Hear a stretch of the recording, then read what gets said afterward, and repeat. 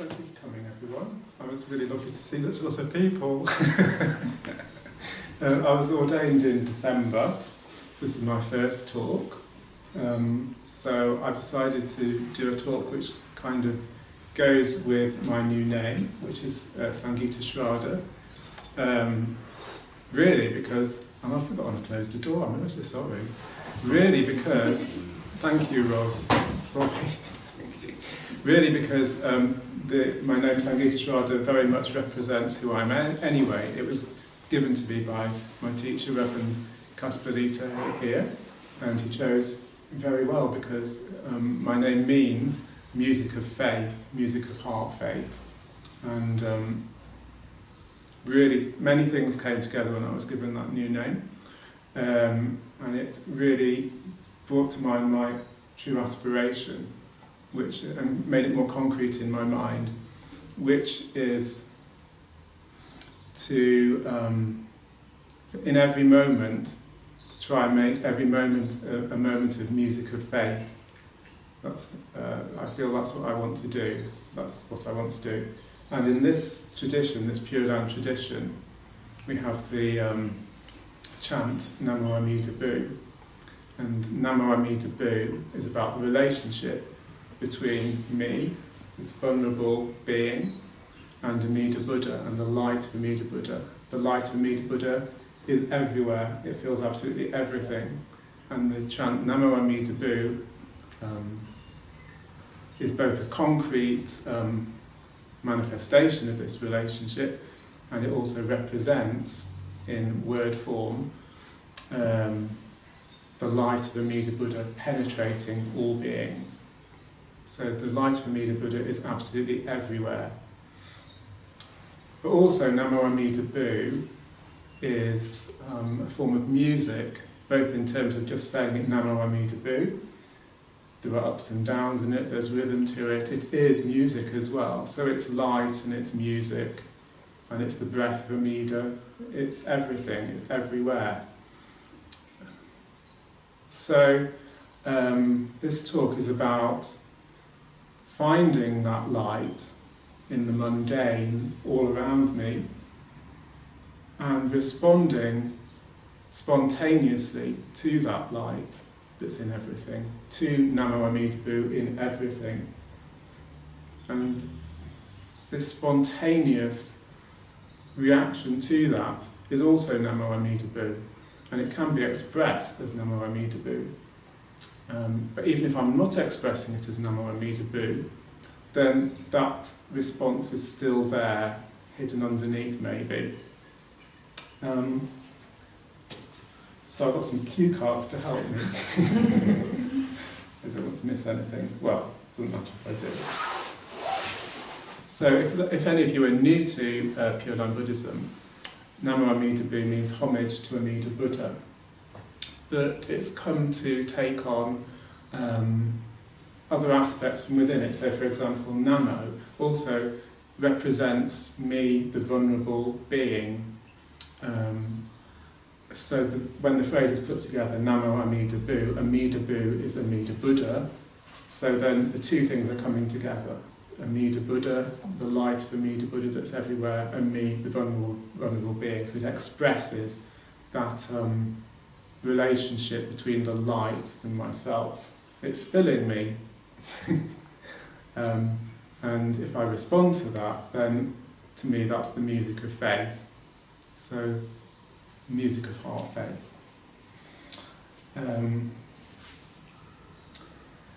So,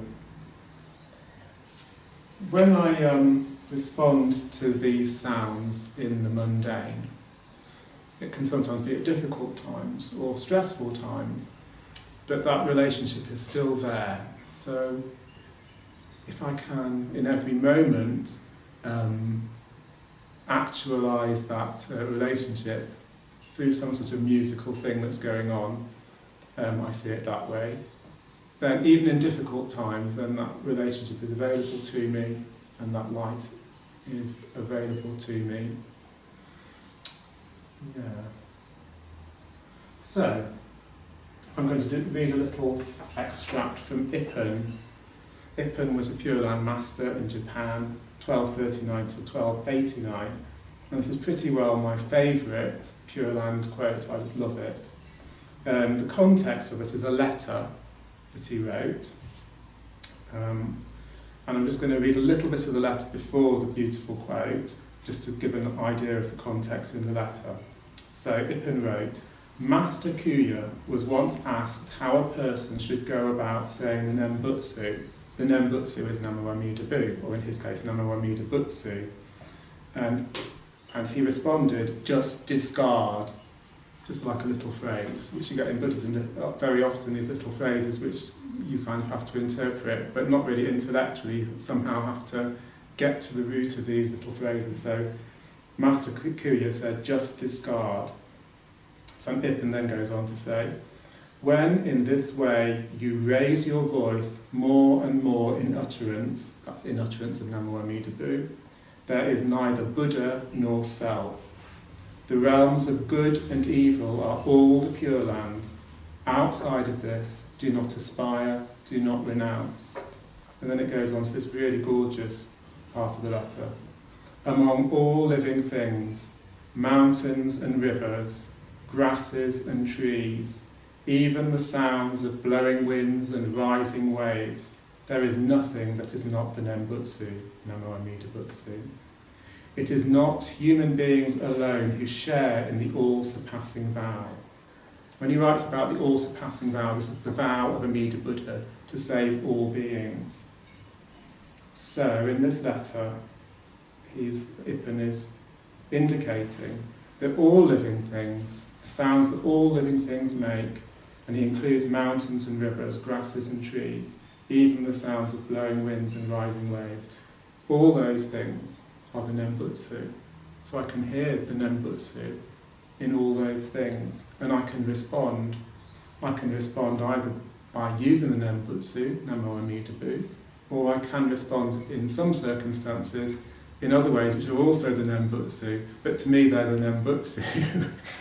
So that might be the difference between if I having a Pure Land faith and a different form of Buddhism. For me, those things are all the Nembutsu. So even if my response, because it's not appropriate in the social setting I'm in to go Namo Amida Bu, even if my response is only in my breath, I can hear my breath, and to me that breath is still the Nembutsu. So to kind of illustrate that, I'm going to depart slightly from my cards, so that's fine. I'd rather do it all from the heart like Andrew did this morning, which I really love. But I wanted to make sure I included everything. So would you be happy just to do a little experiment with me, just to get an idea of this? So what I'd like us to do, please, is just to sit quietly, straight as possible, without straining yourself. And just allow the shoulders to relax, and the spine to relax, and the jaw to relax, and the neck to relax, because I would like us to be really relaxed so that our response to the Nembutsu is natural, is spontaneous, not something that's contrived. And then relaxing the girdle of muscles around here, and relaxing the rib cage so that you can breathe naturally and easily. And then see if you can feel the air against your skin, on your hands maybe. I can feel it really well on my hands. It's always tiny movements in the air. It's quite cool today. And then keeping that awareness of the air on your hands, bringing to mind that this air is also full of Amida's light, but also that this air, effortlessly and easily, as we breathe, is going through our body. So bringing to mind the air on your skin, and your natural breathing. Just for a few moments, experience those two things together.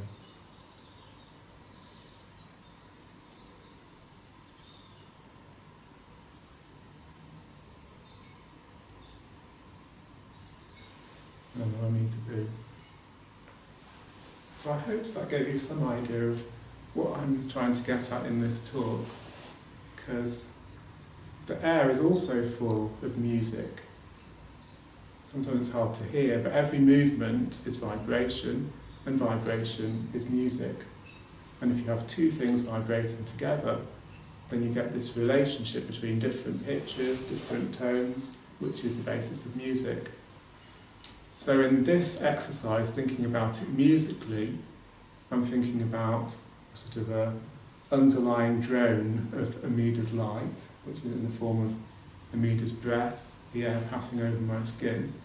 And I'm thinking about the music of my breath. And even if I listen to my breath, everyone's breath no doubt sounds different, but to me, my in breath sounds like ah, and my out breath sounds like ooh, which is great for me because Namo Amida Boo has got the ah and the ooh. So really easily coming to my mind comes the ah and the ooh of Namo Amida Boo. So in difficult times, if I remember to do it, which I don't always, it can be as simple, the music of faith for me can be as simple as the air passing over my skin and my breathing. So even in difficult situations, if I can remember, release these muscles so I can breathe naturally and spontaneously, it's not always easy in a stressful situation, but it's possible, then I can have that feeling and that response. So, I've done a little bit of what I was going to do on this sheet already, but that's fine. I was going to talk about what prevents me from hearing deeply. So when I'm listening to the sounds of the mundane, what prevents me from hearing the Nembutsu? And I was really thinking about, when we did that little exercise at the beginning about releasing the body, that is often what prevents me from hearing. It's something as simple as my body being tight. As soon as I remember to loosen my body, then I can hear more clearly, and then the Nembutsu is more available to me. The light of Amida Buddha is more available to me. It's there all the time. If I don't hear it, it's not so easy in those difficult situations. So, I use Alexander technique to release my body, which is about just sort of going through the whole body and making sure everything releases, all the joints. I'm just doing it now, so you can probably see little movements happening. And then ultimately the breath releases. And when that releases, suddenly the ears open, well my ears open anyway. I think it's hard for me to hear unless my body is released. So that releasing of the body can be what is in between me and actually hearing deeply the sounds of the mundane.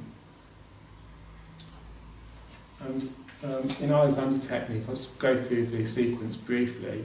The technique is called refraining. I think some people call it the stop technique, but it's about refraining because it's the habitual reactions of my body and my mind which block me from hearing, in my case, how I would express it, the light of Amida in the mundane. It's that blocks it, my habitual reactions of body and mind, which are not separate because what I do with my body affects my mind, what I do with my mind affects my body. So, basically the sequence goes like this. Mouth and eyes to relax, because if they're not relaxed, nothing's going to happen. Refrain from habitual reaction, so I just stop whatever I was going to do. Don't do it. Now, neck to release. And when my neck releases, my head automatically goes upwards and forwards, because my neck lengthens when it releases. Back to release and get longer. Front to release and get longer. Trunk to release and get wider. Hips to release. Thighs to release. Knees to release and move forward. Ankles to release. Ankles, knees, hips, top joint. Now I'm ready to listen. And now my reaction won't be the same. I'm not going to just do whatever it was I would normally do, whatever that is. It's probably something like pull my head back or something simple. But that just does something. Tensions then go through my entire body, and tensions go through my mind, and I'm then not receptive to whatever's going on. So if I can remember, stop, and just go through that sequence quickly, then I'm much more open to the sounds of immediate Buddha in the mundane. And one thing that I've found really useful recently, I've been mesmerised by the seagulls which pass over the roof of our new house. We've moved to Birmingham from Leicester in October, and we're fairly close to some reservoirs on the western edge of Birmingham. And I discovered from my neighbour, who's a sailor, that what these gulls are doing is, in the evening, they fly over from where they've been feeding around Birmingham, from their feeding grounds all over the city, or in the southern Birmingham anyway, and they spend the night on this reservoir, and they're just bobbing, and they're sleeping or they're in trance, but they're not really concentrating, they're just sitting on the water like this. And then at dawn, but they're safe because they're on the water, and at dawn, they all take off, and they fly back over our house, and they go to their feeding grounds all over southern Birmingham. So I think it's wonderful, but it really struck a chord with me, because when they're on that reservoir, the water is like Amida Buddha, or Amida Buddha's light, and the waves are like the music of Amida Buddha's light. And effortlessly and easily they just sit there on the surface of the water. Their bodies know exactly what to do, they can release already. They're not tied up with habitual reactions like I am. Don't know why, but they're not. And so they just bob there, and they can fall asleep, and they still stay beautifully poised. So to me, their response is the Nembutsu. Their response to the light of Amida, to those waves, is Namo Amida Bu. There's the big Namo Amida Bu going underneath them, and then there's their response to Namo Amida Bu. And the two things are meshing together, as the phrase Namo Amida Bu describes. So I've been really loving that, and I've written several hymns about that, because I then find it so beautiful what these gulls are doing. I then heard some people saying negative things about gulls, but I'm just not. I think that's when they're at the seaside. I've never seen a little black-headed gull eating a chick of another bird. Maybe they do, but I've never witnessed that. I think it's the big gulls at the seaside who do things like that. So,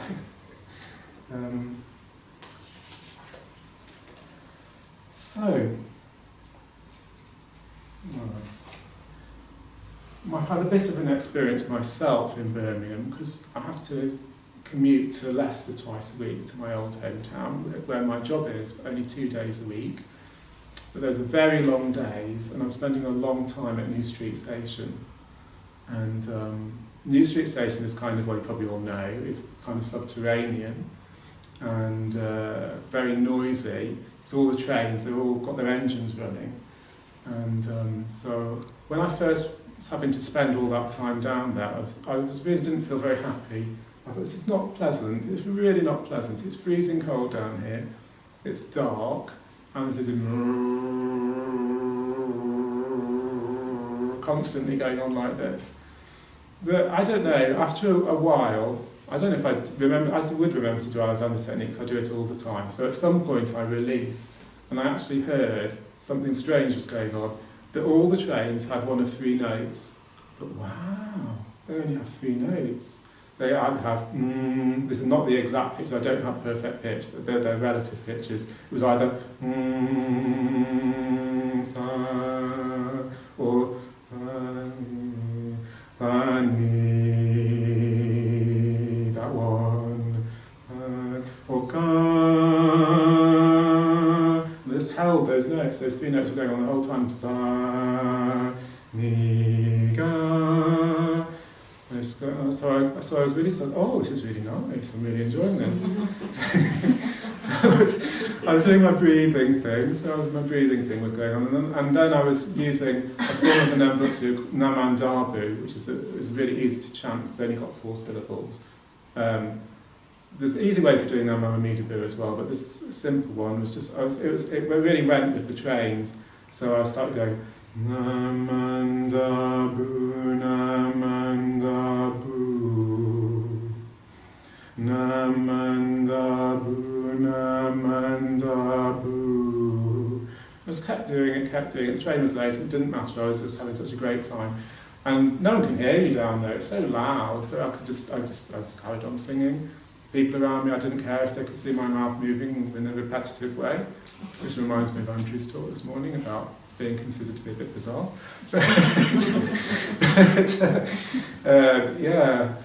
And occasionally people do look at me, because I do it a lot now when I'm down there on New Street station. They do, and I can see some sort of puzzlement, but it really doesn't bother me because I'm in the zone. I've got this drone going on, I've got a Midas light, I was coming out of this mundane experience, and I've got my Namandabu, and the Namandabu is reverberating through me as well, so I'm feeling all these vibrations, and I'm feeling these pictures in me, and I'm hearing the pictures out there, so I've got my other power out there, coming in and filling me, and I've got my own response with the vibrations, and they're in harmony, they're coming together like the gulls on the water, it's all coming together. My effortless response, because the more you do the Nembutsu, the more it becomes effortless. It just comes to your mind, you know what I mean? It's not really, at first it may be effort, because you've got to think Namo Amidabu or Namandabu, but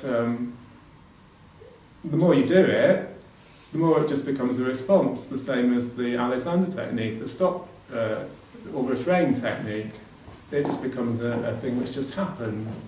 So, like the gulls on the water, there's the light of Amida, for them it's the waves, for me it's the sound of the trains, and my response, my spontaneous response, like the gulls moving on the water, and for me this is Namandabu. But when my voice gets tired, and my voice does get tired, because I had years and years as a teacher, that really wrecked my voice, unfortunately, then I've got the breath still. And for me the breath is still Namandabu. It's still got the R, it's still got the U, and even if it didn't, it still can be that. As it says, it's in everything, it's in all beings contain the Nembutsu, all beings are singing the Nembutsu all the time. So I can then go into the breath, or maybe I can do a hum, just a so I can still do it. And I might do that as well if I'm sitting on the train, because the train carries on with that note, that's the wonderful thing. So you get on the train and you just keep going. But then if someone sits next to me, I might decide I'm not going to do it. I might not go Namandabu, because they can hear me on the train.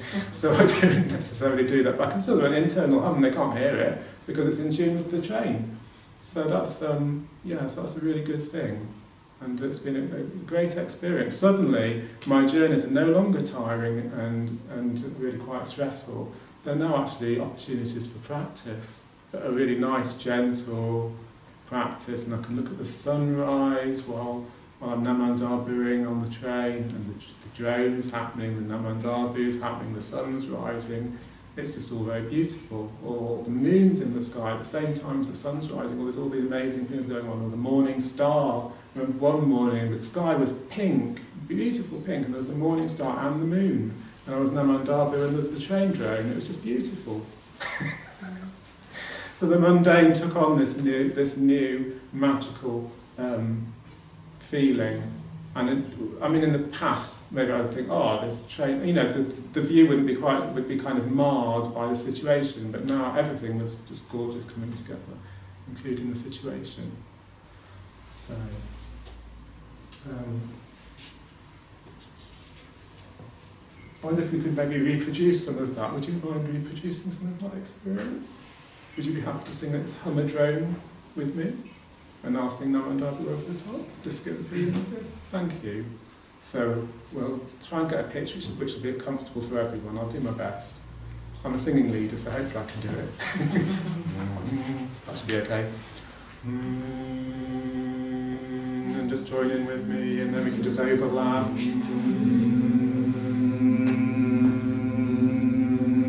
Lovely. Keep that going, please. Namandabu, Namandabu, Namandabu,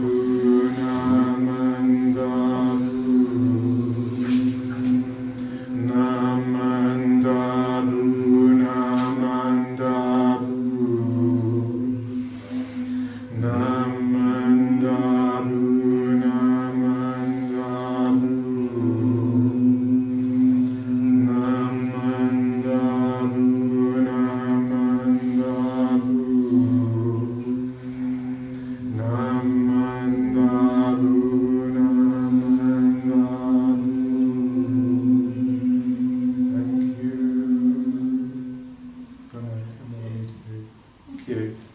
So that's my New Street experience. See how lovely it is. My partner now does that on the train station as well. Seriously, when he's on his own up on the train, he does that as well. So it's all happening. And now we're all going to do it. I'm sure Amida Buddha would be quite happy if you did. Okay. Well, there's some interesting things to do with music, and you know what I've gone and done? I've gone and left my kantele in the other room. I know where it is. Can I describe to someone where it is? Oh, thank you, Rose. Thank you. It's I've got a Hessian bag, kind of in the corner behind the seat with the table at one side. You know, there's a little corner before the cabinet with all the glasses in. Yes. And there's a long black thing. That's my kantele. Thank you. Because Ross will miss the next bit, so I'm going to blabber about something while she's gone, so she doesn't miss the next bit. I'm going to talk about some similar experiences, then Ross won't have missed anything material. So, for example, at Christmas time there was the Bodhi retreat here, and there was a 24-hour Nembutsu chanting. I think only one person managed the entire 24 hours, but it's not an endurance test, you do what you can do. And the longest I did was an hour and a half, and then my voice started to go bidoo-doo, bit back, not so good, so I thank you very much. So I did an hour and a half, was the longest. I did 4 periods over the time. Thank you very much. And at the end of one of the sessions, I was walking back along the Worcester Road to the hotel where I was staying, and tyre noise, who'd have thought it? Tyre noise could also contain Nembutsu. I don't like tyre noise, it's horrible. It's a horrible roaring sound all the time when you're on a busy road. But in this context, because we've been doing all this Nembutsu chanting, the tyre noise became Namo Amida Bu. And so as I walked back to the hotel, instead of the normal, because I normally really dislike that Worcester Road and think, oh, I wish there wasn't so much noise on this road, oh no. But in this case, oh wow, I was in that same thing, like in New Street Station, but that was with tyre noise, so this is amazing. So, musically, what's going on, there's various different things going on, and to me these things are just as special. It is not like, so here's the science and this, now everything just collapses and becomes totally mundane. No, for me it's not like that. For me, the physically what's going on is also got Amida's voice in it, so Amida's light. So it's not just sort of now everything just falls apart and goes into physically what's happening. But this is my kantele. So that's my usual drone note, which is a C. And if I gently put my finger against it, some of you may have already done this, but so if I don't stop it from vibrating by putting my finger against it. But if I move I get extra notes. There's one, that's called a harmonic.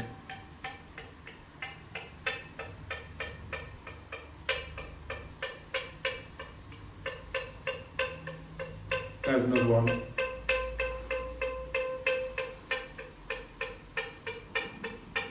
There's not one that you can't hear very well, but it still is one.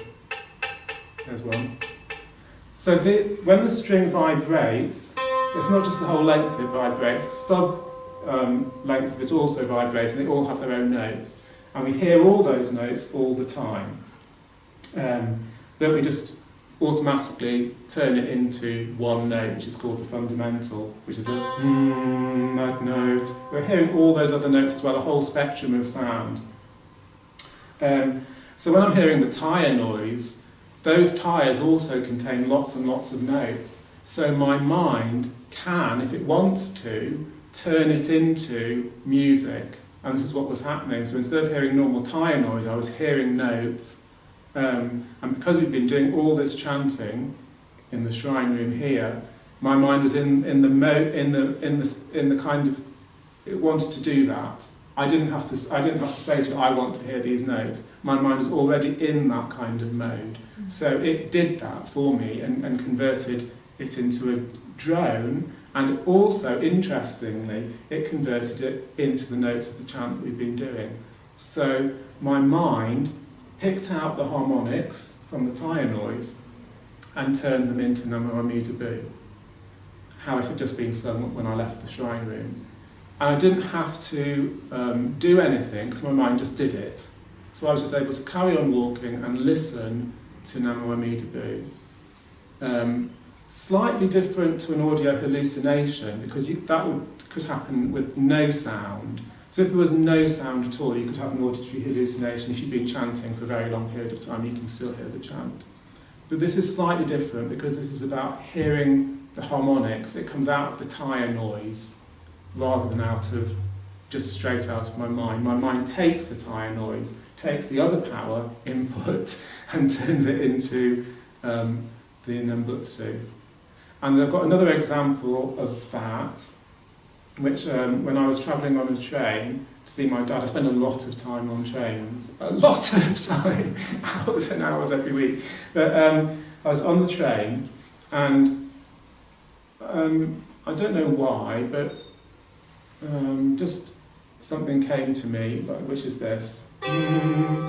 This is actually Cat Stevens, but Cat Stevens Nembutsu. Namo Amida Bu, Namo Amida Bu, Namo Amida Bu, Namo Amida Bu. That's the introduction to Morning Has Broken. I'm glad you recognised it. That's good. So I sang that over and over and over and over with the train. And I wasn't thinking about singing it with the drone of the train. I was just doing it, just how it ended up happening. So that's going now. Namo Amida Bu, Namo Amida Bu, Namo Amida Bu, Namo Amida Bu. So I'm listening to the first chant, because I've done it so many times, and I've got the train drone happening, so I sing that over the top of it, and that fits, and I know that fits, that's fine. So I'm singing that for ages and ages, then I think, oh, I need a third part for this, or I don't know, maybe I didn't think that, but I just started going, Namo Amida Bu, Namo Amida Bu, Namo Amida Bu, Namo Amida Bu. I sang that over and over and over for a very long time. And then I thought, oh, I think I like that now. Yeah, that's how it is. Those are the three parts. That's working really well. So I stopped doing it. Or maybe my voice was tired, I don't know what it was, but I stopped doing it. But the train drone was still going, and my mind carried on singing all three parts. Amazing. And the train drone turned into a choir singing this song, so I was able to listen to it. And I just listened to it, I thought, wow, that's amazing. And I thought, well, refrain from habitual reactions or it'll stop. So I just sat there and I listened. And the people in this choir, they were really good, because they were actually doing variations on this as well. So I listened to their variations, I thought, wow, that's a really nice variation. Why didn't I think of that? I think eventually either the train stopped or it just gradually died out. But so that was my mind taking the harmonics from that drone, whole spectrum of that drone, and turning it into, but effortlessly, spontaneous, effortless. So it's again like those gulls on the water and coming together, Namo Amida Bu. So, another little story. Yes, but there's something which goes with this. I suppose I ought to keep an eye on the time. I've got a whole hour, haven't I think? For the whole, yeah. Yeah. If we do some practice. Yeah. Yeah, Okay. we don't Good. have to. Good. Thank you. There's a thing I have, not very badly, but it's called tinnitus. And I hope maybe you're all aware of tinnitus. And there's different. There's different forms of tinnitus, but unfortunately, my tinnitus was caused by being too shy or not confident enough to speak up. I was in a work situation which was very loud, and what happens if you're in that kind of situation for a long time and you don't have the opportunity to rest your ears, is that there's little filaments in the inner ears and they get damaged, they basically just give up the ghost. And you don't notice any difference, generally speaking, because you can still hear. It's just like one element of your ear which is being damaged and you don't really know what's going on. But eventually you may start getting sounds happening, and it's common with everybody really. Most people develop as they get older a certain amount of tinnitus. But I wasn't really speaking up about it, and I should have done. So I have this constantly. It's not terrible though. I mean, lots of people have it a lot worse than I do. It's like high-pitched whistling, like a kettle or something. And if there's lots of other noises going on, I don't even notice it. But at night, we live in a very quiet place, a very quiet part of Birmingham. It's really quiet. It's an old country lane, basically. I mean, it's got houses on it, but it's very, very quiet. It's not a through road. I hear it, so when I'm going to sleep, that's when I really hear it, in these really high-pitched things going on several different pitches. And it used to really disturb me, and it also used to really upset me because of the context. It was sort of my own foolishness or my own vulnerability. Well, you know, in Pure Land Buddhism we talk about Bamboo beings. We're not we're not paragons of virtue. We're very vulnerable. We're very much we have problems. We don't speak out when we should speak out. We speak out when we shouldn't. And part of Pure Land Buddhism is about realising that. And once you realise it, I guess you probably do it slightly less, but you're not going to stop necessarily. You're going to make mistakes. And so, for me, lying in bed with this whistling going on was actually quite negative, because it was a constant reminder of how I hadn't, and also I hadn't spoken up for other people, and that was the really upsetting thing for me, because I was working with very vulnerable people, and I should have spoken up for them. And so it was a very upsetting thing hearing this whistling. It was, not just about me, it was about other people as well that I should have protected and didn't. So it's a difficult situation. But with this mindset which has come about through practicing Pure Land Buddhism, with this mindset, that whistle has taken on a whole different characteristic. Now I lie in bed and I listen to it. I listen to that sound. There may be stories going on, but I just listen to that sound. And then I refrain from habitual reactions, so I release my body. So now my breathing is released. So now there's two things happening. There's a sound there, which for me contains a Midas light. So I'm listening to that sound in Midas light, and there's my natural, spontaneous response of my breathing. The two things come together, and I smile and I fall asleep. So it's an example of what I'm talking about. This musical way of looking at the Nembutsu, and about how, in my aspiration coming from my name, in all circumstances, including difficult circumstances, I can aspire to having that relationship with Amida Buddha, that musical relationship with Amida Buddha. And it doesn't take away the negative things, but it just puts it into a context of the light being there, that light being there, regardless, that light is there. There's another thing in Pure Land Buddhism we talk about, just as you are, you're accepted, just as you are, you've made mistakes, you've done things you're not happy about, but that light is still there supporting you. You can go on, you can move on, you can do the next thing. And as you get more in tune with the light, hopefully, maybe we'll start to act a little more skillfully. But even if we don't, we're still, the light's still there, and we can still contact it. So,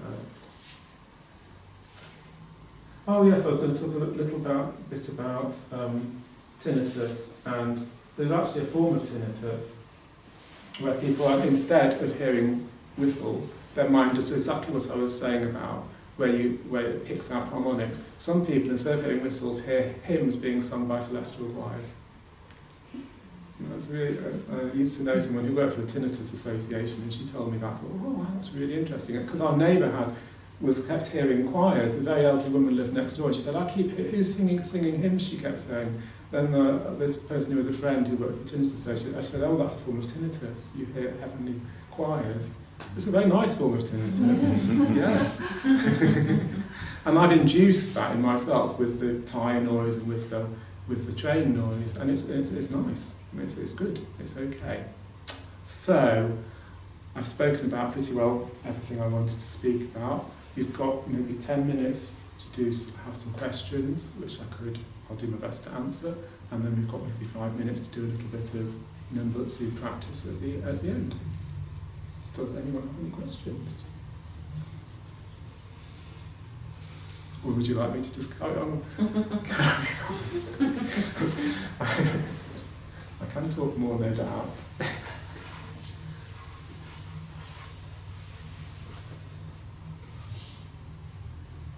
Does anyone like to know anything about my experience of the Nembutsu and music of heart faith?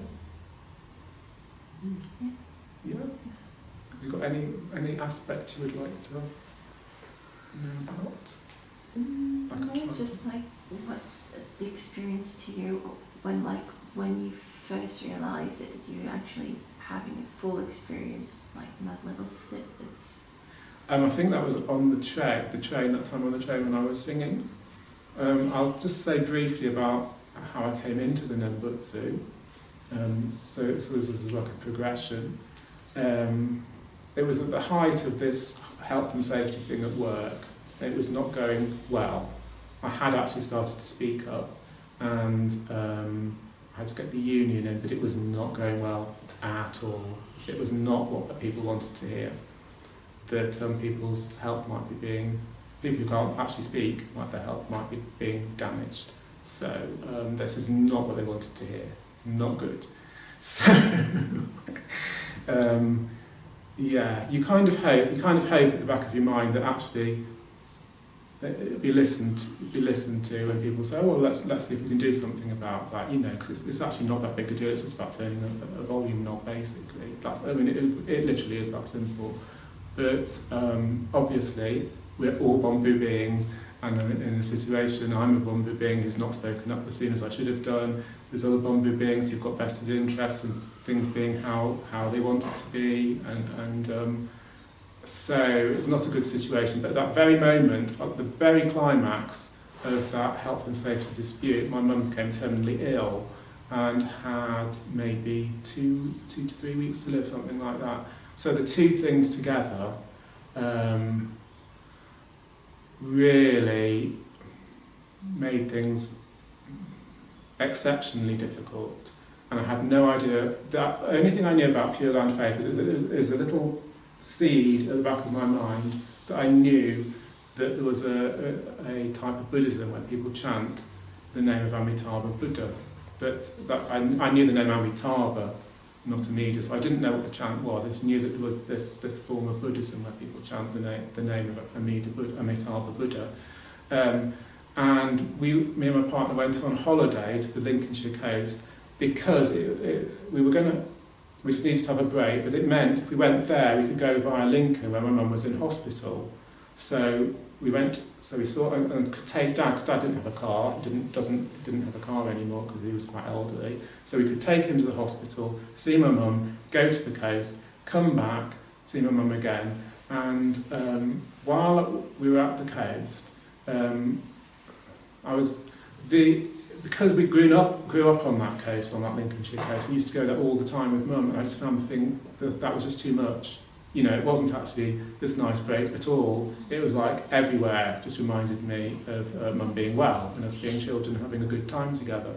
So then that little seed just sort of germinated, and I just thought, I've just got to do that. So I didn't know the chant that's done, but it worked anyway. I sang the name of Shakyamuni Buddha because I knew a chant that went with that, and I just did that. Just sat in a room upstairs overlooking the Lincolnshire marshland before the sea, and I used my hand as a sort of a rosary, and I just the thing, because I've just studied Indian classical music and you use your hand as a rosary, you've got 16 things, places like that on the joints, and then if you subdivide them, so you subdivide and you subdivide.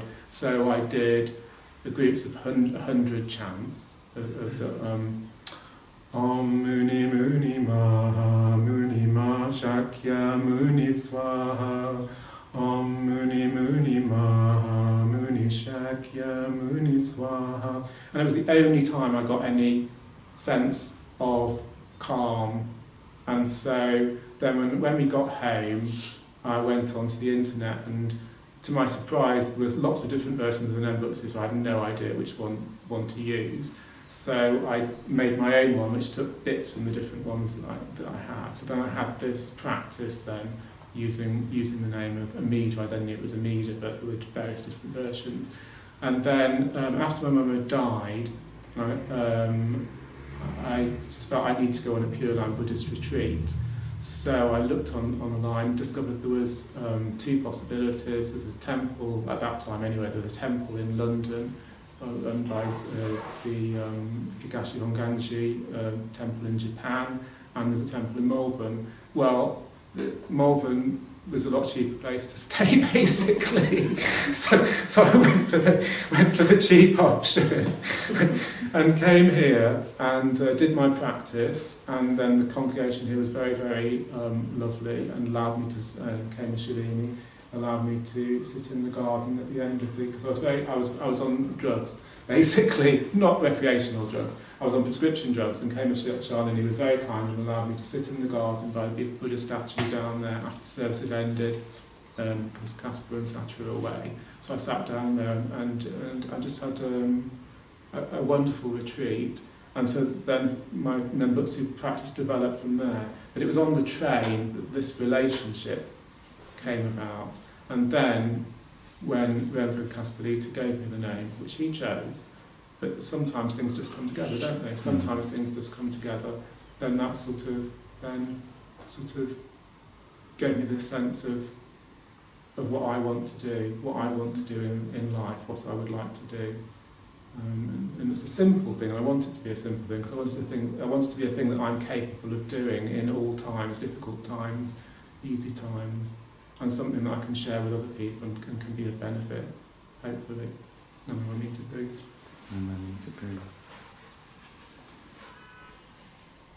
Got time for another question, if you'd like?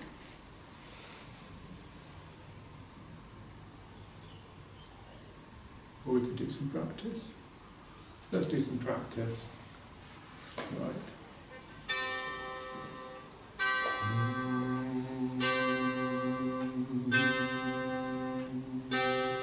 I feel like doing something really informal. I feel like doing a really informal Nembutsu. Because I just feel, that just feels what I want to do.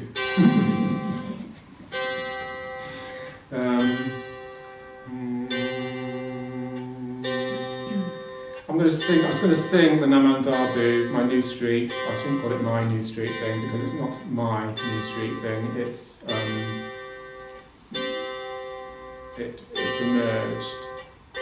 emerged in my mind. Let's make it mine. It's one of the precepts that we take before we get ordained, where I probably can't remember the words exactly, but where you don't own anything. Don't take any ownership of anything. Do you know the exact words? That's brilliant. No, not at the moment. Anyway, or maybe it's from the Longa Sutra. And maybe it's one of the vows in the Longa Sutra. The Longa Sutra is the vows of Amida Buddha. One of the vows is that people in his Pure Land have no sense of ownership even of their own bodies. That's right. So that's right. Thank you. No, I mean to do. So I'm just going to sing it, and then if you join in with me, and then if you feel like doing it at your own tempo, with breath where you want to, then do, please. Nam